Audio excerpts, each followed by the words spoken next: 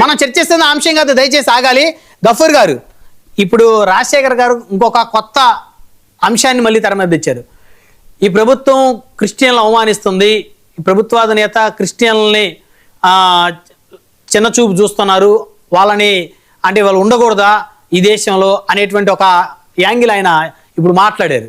So ఇప్పుడు ఇది ఎటువైపు దారి తీయబోతా ఉంది అంటే, ఇప్పుడు రాజశేఖర్ గారు అంటే వారికి బాధ ఉంటుంది బేసిక్గా. అంటే ఇప్పుడు బైబిల్ పట్టుకున్నంత మాత్రాన పట్టుకున్న వాళ్ళు క్రిస్టియన్ అవుతారు. రాజకీయ నాయకులు, ఇప్పుడు హిందూ రాజకీయ నాయకులు చర్చికి వెళ్తారు, ఓట్లప్పుడు మసీద్కి వెళ్తారు, చక్కగా టోపీ పెట్టుకుంటారు, అక్కడ ముస్లిం తోటి వాళ్ళు డిస్కషన్ చేస్తారు, చర్చికి వచ్చి బైబిల్ పెట్టుకొని క్రిస్టియన్ తోటి డిస్కషన్ చేస్తారు, మరి ఇంత చేస్తారు. కానీ ఒక బైబిల్ పట్టుకున్నటువంటి పాపానికి దాన్ని ఎందుకు అంత పెద్ద భూతత్వంలో పెట్టారు అనేటువంటి ఒక ఆవేదన రాజశేఖర్ గారికి వ్యక్తపరిచారు. బట్ దాన్ని మనం ఖండించడానికి అయితే లేదు ఆ ఆవేదనని. మీరేం చెప్తారు ఆయన ఆవేదనకి?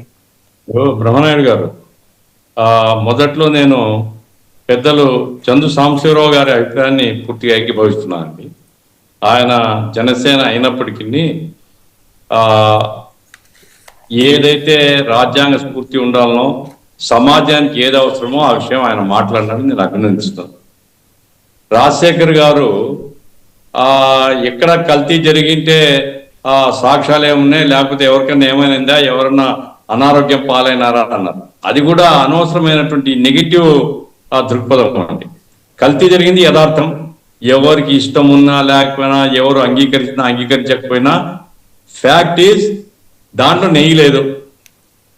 అయితే నేను ఒక వాస్తవాన్ని అంగీకరిస్తాను. ఇది ఆమోదించేటప్పుడే ఆ కమిటీ వాళ్ళకో లేకపోతే ఆ ట్రస్ట్ బోర్డుకో బుద్ధి ఉండాల. 320 రూపాయలకు నెయ్యి కేజీ వస్తుందండి ఎక్కడన్నా? ఎవరన్నా ఎట్లా సరఫరా చేస్తాడు? అవును. కాబట్టి అది ఆ నందిని డైరీనో ఇంకో డైరీనో గవర్నమెంట్దో లేకపోతే ఫెడరేషన్దో ఆ రకంగా తీసుకుని ఉంటే అది సరిపోయి ఉండేది. దీంట్లో 325 రూపాయలకు తీసుకున్న దాంట్లో మళ్ళా అప్పన్న దొర కమిషన్ ఉంది. అంటే పామాయిల్ తప్ప ఏం లేదు దాంట్లో. అందుకోసమే ఇప్పుడు అనారోగ్యం అయినారో లేదో కానీ అది 3 రోజులు కనుక నిలువ పెడితే వాసన వస్తుందని, బూజు వస్తుందని ఇవన్నీ చాలా మంది చెప్పినారండి. అది ఏం కల్తీ జరిగిందో ఆ తినే వాళ్ళకి తెలియదు, లేకపోతే తెచ్చుకున్న వాళ్ళకి తెలియదు. భక్తి విశ్వాసం తెచ్చుకుంటారు. కానీ గతంలో లాగా తిరుపతి లడ్డు లేదు, నాణ్యత లేదు అనేటువంటిది యథార్థం. ఇప్పుడు అన్ని పరీక్షలు చేసిన తర్వాత సిబిఐ వాళ్ళు తేల్చారు దాంట్లో ఏమేమి కలిసింది ఏమేమి. అది సరే కోర్టులో ఉంది, దాన్ని మనం అది ఉందా లేదా అనేటువంటి వాదన అనవసరము. కల్తీ జరిగింది. అయితే దేవస్థానం ట్రస్టీ బోర్డుకు తెలిసి జరిగిందా తెలియకుండా జరిగిందా అనేది ఒక ప్రశ్న వస్తుంది. తెలిసి జరిగినా తెలియక జరిగినా మా నైతిక బాధ్యత తీసుకోవాలి కదా. ట్రస్టీ బోర్డు క్షమాపణ చెప్పాలి కదా. అవును, ఇంతమంది భక్తుల యొక్క విశ్వాసానికి విఘాతం కలిగింది, తప్పైంది, మేము సరిగా చూసుకోలేకపోయింటాం అంటే అయిపోయింది కదండి. ఆ మాట ఎందుకు చెప్పరు నాకు అర్థం కాల. డబ్బులు ఎవరికి ముట్టలేదు తేలుతుంది, లేదా రేపు కోర్టుల విచారణలో తేలుతుంది. ఆ 3 కోట్లు 4 కోట్లు చిన్న అప్పన్న అకౌంట్ లో సిబిఐ వాళ్ళు జప్తు కూడా చేసినారు. నా పాయింట్ ఏమంటే బ్రహ్మనాయుడు గారు, ఇది మతాన్ని ముడిపెట్టి మతం రంగు గులవడం ఎవరు చేసినా, చంద్రబాబు నాయుడు గారు చేసినా లేదా ఇప్పుడు రాజశేఖర్ గారు చేసినా ఎవరు చేసినా దయచేసి రిస్ట్రైన్ గా ఉండమని నేను సవినయంగా మనవి చేస్తున్నాను. ఎందుకంటే డబ్బు కక్కుర్తి కొద్దీ ధనార్జన ధ్యేయంతో చేసినటువంటి అపచారమే. ఖచ్చితంగా హిందూ ప్రజల యొక్క లేదా భక్తుల యొక్క విశ్వాసాలకు నష్టం జరిగింది. భవిష్యత్తులో ఇటువంటి జరగకుండా ఏం చేయాలి అని సీరియస్ గా ఆలోచించుకోవాలి. ఎందుకంటే నమ్మకంతో పోతారు, ఎవరికైనా నమ్మకమే. నమ్మకంతో పోతున్నప్పుడు అరే ఏం లేదంతా దొంగలు ఉన్నారు దీంట్లో అంటే ఏం గౌరవం ఉంటుందంటే వాళ్ళ మీద. కాబట్టి పాయింట్ ఏమిటంటే 36 మంది మీద ఛార్జ్ షీట్ పెట్టినారు, ఫైనల్ ఛార్జ్ షీట్.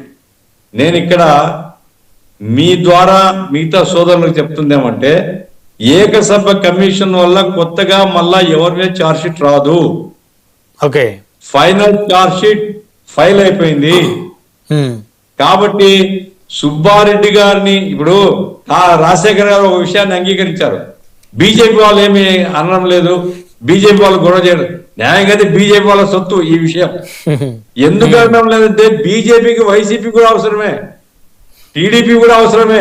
అవును, వాళ్ళకి కాబట్టి- ఇక్కడ ఉన్న ఆంధ్రప్రదేశ్ లో ఉన్న 25 పార్లమెంట్ సీట్లు వాళ్ళే కదా సార్. అందులో వాస్తవం లేదు కాబట్టి వాళ్ళు మాట్లాడుకుంటున్నారు అంతే. మీరు ఏమన్నా కొట్టుకోండి, 20 సీట్లు మాకు కావాలి, ఇది వాళ్ళది. అది 25 వాళ్ళయే కదా ప్రస్తుతానికి అయితే. కల్తీ ఇంత స్పష్టంగా జరిగితే Hmm. బీజేపీ వాళ్ళు డిబేట్లలో మాట్లాడుతున్న మాటలు మీకు అర్థం కావడం లేదా? పైనాయకతో మాట్లాడటంలా, రాష్ట్రంలో ఉండే వాళ్ళు ద్రోహం. అంటే ఇప్పుడు అపచారం, రాజశేఖర్ గారు ఏమంటారంటే అమిత్ షా గారు లాంటి వాళ్ళు మాట్లాడట్లేదు కదా, ఆ స్థాయిలో మాట్లాడట్లేదు కదా. అమిత్ షా గారికి కాదు సార్, అందులో బ్రహ్మనాయుడు గారు- అధికారం అవసరం, బ్రహ్మనాయుడు గారు అధికారానికి 20 సీట్లు అవసరం, ఓకే, 20 ఓకే, సీట్లో ఓకే. వైసీపీ అవసరం. కాబట్టి మీరు ఏమన్నా రాష్ట్రంలో కొట్టుకోండి, మా దగ్గర రావద్దు. కాదు సార్, సిబిఐ యొక్క నివేదిక చెబితే అర్థం కదా మనకు. సిబిఐ అక్కడ టెండర్ యొక్క నిబంధనలు మార్చడం వల్లనే ఇది జరిగింది అని చెబుతూ, టెండర్ నిబంధనలు మార్చినటువంటి ట్రస్ట్ బోర్డు ఏ ఒక్కరిని అరెస్ట్ చేయలేదు, ఏ ఒక్కరి మీద కేసు పెట్టలేదు అంటేనే అర్థమైపోతుంది కదా. నాన్ అఫిషియల్స్ ఎవరి జోలికి పోవడం లేదు. ఓకే ఓకే గఫూర్ గారు, అందుకోసం నా సమయం పాయింట్ తక్కువ ఉంది. ఏంటంటే, దీన్ని దయచేసి నేను రెండు పెద్ద పార్టీలకు కానీ కూటమికి కానీ నేను సవినంగా మనవి చేస్తున్నా. ఇప్పుడు ఒక రిపోర్ట్ ఉంది, దాని మీద ఛార్జ్ షీట్ ఫైల్ చేసినారు. రెండవది ఏకసభ్య కమిషన్ ఇస్తున్నారు, అడ్మినిస్ట్రేటివ్ మెజర్సే. ఆయన ఏమంటే గతంలో జరిగిన దాంట్లో ఎక్కడెక్కడ ల్యాబ్స్ ఉన్నాయి, భవిష్యత్తులో ఏం జాగ్రత్తలు తీసుకుంటారో చేస్తారు. దాని మీద అల్లరి కూడా అవసరం లేదు.